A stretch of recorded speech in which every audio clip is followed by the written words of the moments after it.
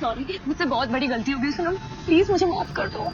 मैंने कहा उठो यहाँ से, आप क्या कर रहे हो? नहीं नहीं नहीं, मैं तब तक नहीं उठूंगी जब तक तुम मुझे माफ नहीं कर देती हो। मैं जानती हूँ मुझसे बहुत बड़ी गलती हुई है, लेकिन आई प्रॉमिस ये कभी भी रिपीट नहीं होगा। प्लीज मुझे माफ कर दो, मुझसे गलती हो गई सुनम। सुमन जी प्लीज कृतिका को एक मौका देती थी, प्लीज उसको माफ कर दीजिए।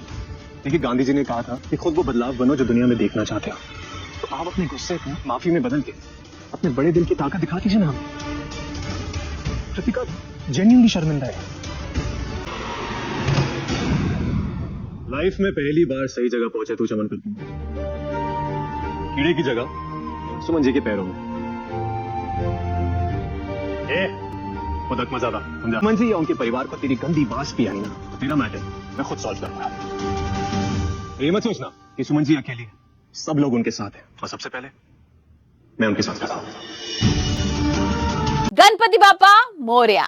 तो तीर्थ को फाइनली पता लग गया भाई कृतिका ने ही किया था एक्सीडेंट। यहाँ पर पहले तो देविका और कृतिका ने मिलकर उसको पागल बनाया था, ये बोला था कि भाई ड्राइवर ने किया है, यहाँ पर वो ड्राइव नहीं कर रही थी। और किस तरीके से सुमन की माँ का एक्सीडेंट हो जाता है, हॉस्पिटलाइज हो जाती है, यहाँ पर सुमन बहुत परेशान भी होती है।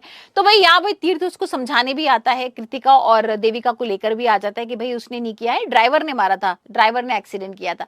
लेकिन अब जिस तरीके से सुमन आती है गुस्से में यहाँ पर, और सारे भाई मोहल्ले वाले आ गए और सुमन के सामने ये भी सच आ गया कि ड्राइवर ने नहीं बल्कि कृतिका ने ही उसके माँ का एक्सीडेंट किया था। तो यहाँ पर वो आ जाती है देविका से लड़ने के लिए। देविका उससे यहाँ पर झगड़ा कर रही है और भाई वो फाइनली बोल भी देती है कि हाँ मेरी बहन ने अगर मारा है तो क्या हो गया, तुम लोग इतने गरीब लोग हो, तुम लोग कैसे सामने चलते हो? यहाँ पर सड़क तो गाड़ी चलाने के लिए ना, तुम लोगों के लिए थोड़े ना यहाँ पर कि तुम कहीं से भी और पैदल चलना शुरू कर दो। और ये सारी चीजें भाई सुमन को बहुत बुरी लग रही होती है। और यहाँ पर देविका आगे ये भी बोलती है कि ठीक है तुम्हें पैसे का लालच है ना, एक काम करो मैं तुम्हें जितने पैसे तुम चाहोगी ना उतने पैसे दे देती हूँ, लेकिन यहाँ पर ये नाटक मत करो। और ये सारी चीजें सुनकर सुमन और मोहल्ले वाले बहुत गुस्से में आ जाते हैं।